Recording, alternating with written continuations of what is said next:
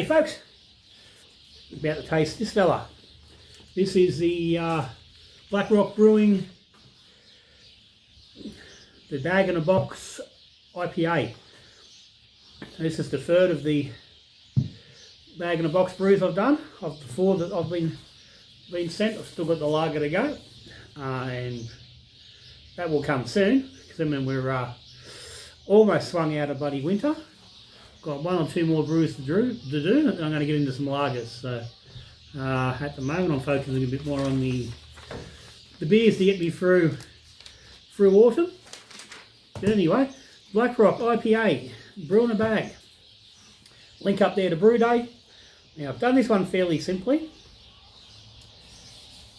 Just recapping what we've done. I've taken the kit and I've taken out the 25 litres instead of the 23. Now, that's been explained before. They give you instructions on where to go for different ABVs and different IBU you'll get depending on the amount of litres you go to.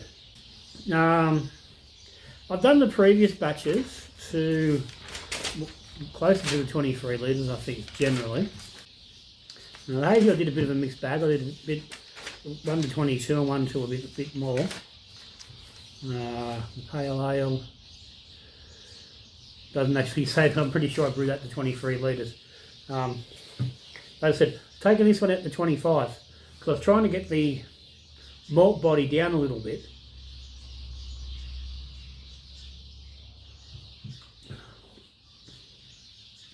I found those first two with the hazy and the pale ale, that the finished beer was fairly malty. Now, not a kit twangy malty, but actually like fairly malt heavy. So I wanted to take this one out to 25 litres to get a little bit more water in it, and try to see if that brings down that heaviness.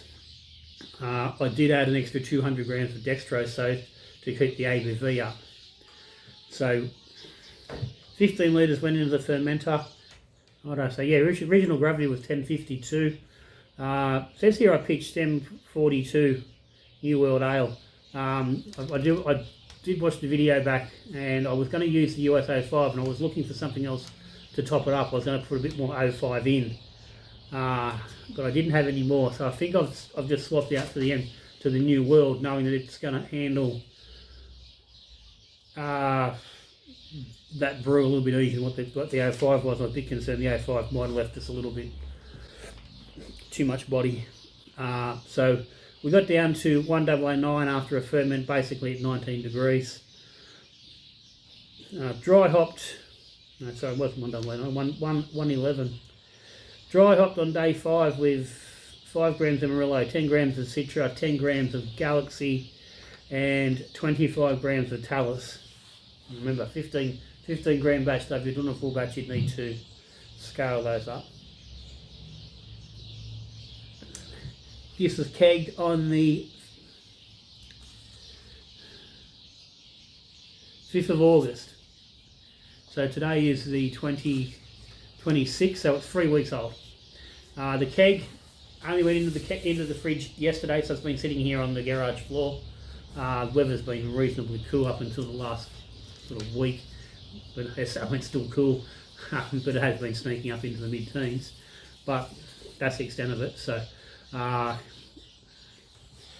she hasn't had a lot of time at depth at the moment to get any gas correction, and obviously, and that's having an effect, I think, on the head. The head's fallen pretty quickly. That may improve a little bit of time on the gas, but that could be an effect of the watering down and the added dextrose.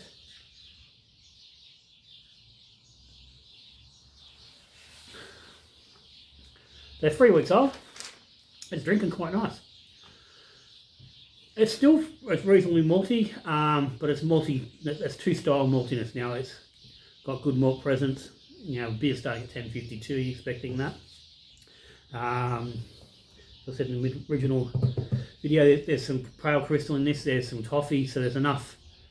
Enough of that sort of malt in there to give it a little bit of depth.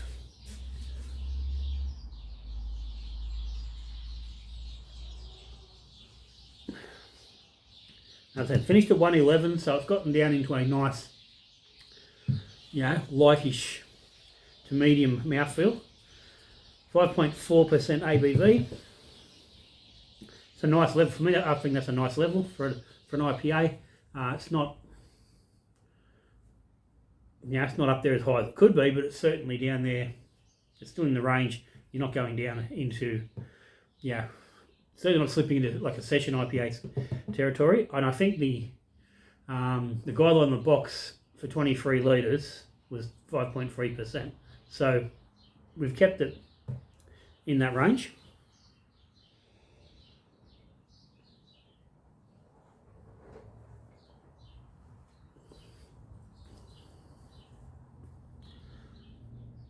But yeah, that's quite drinkable. Like I said, nice malt. There's a little bit of sweetness. It's smooth. It's very clean.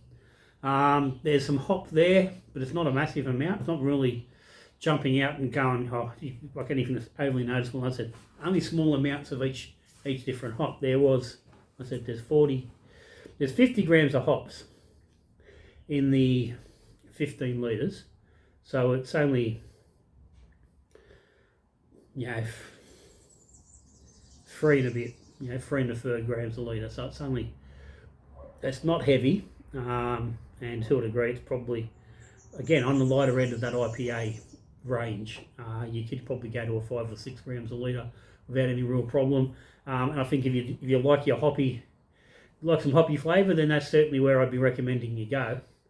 Now that 5, 6, 7 grams a litre.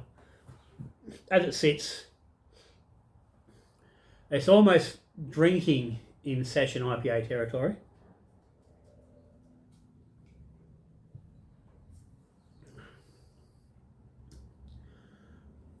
Like it's not, there's no big upfront bitterness.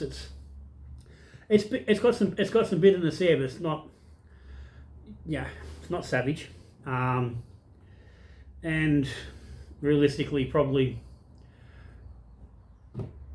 It's probably a little bit of a downside on the kit. The kit's probably let down a little bit by the fact that it's not quite as bitter as it should be, I think, for an IPA. Again, that being said, I did add 2 litres of water. Pull it back to 2 litres, and I think the calculation was it was 4 IBUs lighter for this extra 2 litres. I can't remember what the IBU contributions, actually IBU is. Yeah, no, don't even, you're completely guessing. Hang on, I'll go and grab I've still got the little book. Hang on.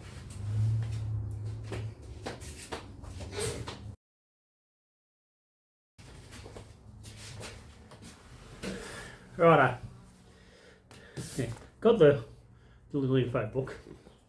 Got the breakdown of the recipes on the back. So that's saying that at 23 litres, so if your standard batch, you're looking at 5.8% ABV and 38 IBU.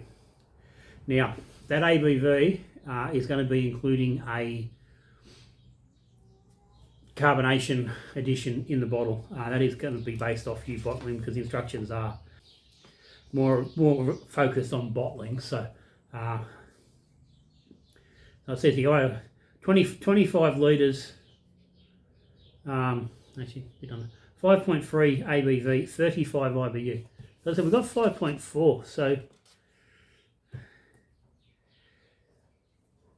we're probably a little bit under where we could have been, especially with the 200 grams of Dex on there. But anyway, as far as the IBU goes, that's not going to affect the IBU. Maybe the perception a little bit, but 35 IBU is getting a little, it's certainly low for an IPA, even the 38. It's on that bottom end. So they're giving you a fairly safe IPA. They recommend the dry hops are American style classic West Coast IPA, combination of Centennial, Cascade, Mosaic, Amarillo, Chinook, Simcoe, Citra, the usual suspects. And there's a couple of them. They've got the Amarillo and the Stitcher in there. The Talus is fairly, American. Even though it's a newer hop. Galaxy despite not being American, it is very, very often paired, or included in American IPAs, especially in, modern ones in the last sort of 5 or 6 years. There is a lot that are putting in a small contribution of Galaxy. So yeah, it's not going to set your world on fire if you're looking for a big, big beefy ballsy IPA. If you want to do that, you're going to need to either bring, your litrage down. Again, like 20 litres, you're getting down to 44 IBU, up to 44 IBU, 6.7% ABV. You're getting into the territory you expect to be in. So, going to depend where you go. And as I said, I was looking to get a beer that was bringing that initial maltiness down. I said I think it's been just a little bit of a stumbling block with these Black Rock kits. Everything else, they're working fantastic. It's just that little bit of that heavy malt, and in this case it's worked. I was hoping this is the sort of thing that was going to get a really good result. That being said, I'm drinking my IPAs, the hazy, and the pale ale with no problem. They're still on tap. Both kegs are going to be very, very close to empty. But I am drinking them and they're quite enjoyable. But it was just that heaviness that I was trying to get around.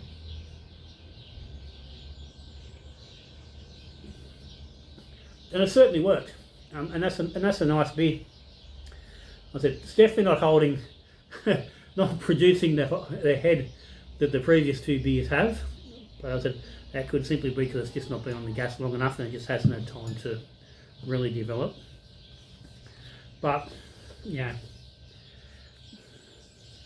that's neither here nor there for me. I'm not too fussed about head. Head is sort of the last thing I'm looking at getting right in a beer. Everything else is right, the flavour's right, and the taste is right. I'm certainly looking a little bit of the head not being up to scratch. It's always nice if you get a good head and a good lacing, and it does look nice, and it sort of does round out the whole package. But at the end of the day, if you've got your eyes shut, you can't tell if they're held or not. It doesn't make any difference. So. But anyway, Black Rock, they've done it again. Great kits, $50, give or take, depending on your actual brew shop. So they're cheap. You get your yeast with that. You don't get hops. If you want to dry hop it, you need to add your hops to that. Like in this case, 50 grams of hop. It's $5, $10 depending on where you're getting your hops from.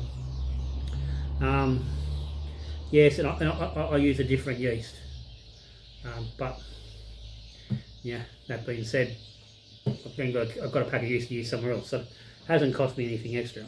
So under $60, any kit beer is going to cost you $60 with by the time you add hops and a decent yeast to it. So, and that's simple. Dump, pour. But anyway, if you got any comments or any questions, stick him down the bottom. Patreon to the channel, thank you again for your support. It helps me play around the channel. It helps me do the different brews I do. It doesn't hurt getting a little bit of help from the suppliers. If you're interested in Patreon, there's a link down below. If you subscribe to the channel, thank you. If you aren't, hit the subscribe button, hit the notification bell. That way you'll get notified when a new video comes up. You don't miss out. If you like the video, give me a thumbs up. But anyway, that's me for now. Black Rock Crafted BIB IPA extract box. Gets thumbs up from me. Try them out. I've said before, if your local home brew shop doesn't stock Black Rock and you're a kit brewer, harass them until they do, because they're the best kits on the market. But anyway, that's me. Till I see you in the next video. I'll be brewing beer, drinking beer, or talking beer. Good brewing.